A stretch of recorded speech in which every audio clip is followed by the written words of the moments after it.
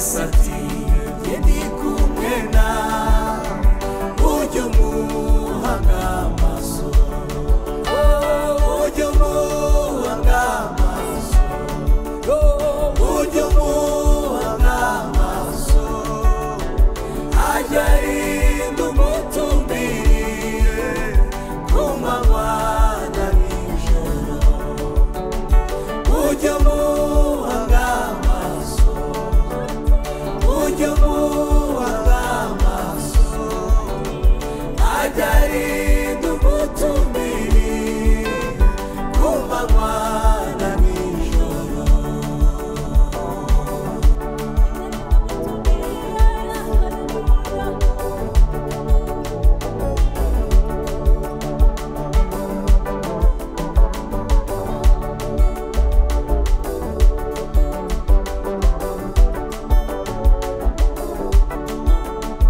Urupfu ntirushakuwa ujye utumbira Yesu wigaza kugeza mu ijuru usohora amahoro.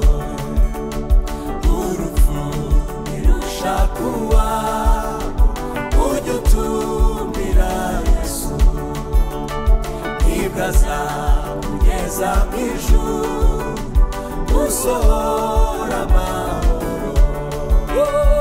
Ujye mu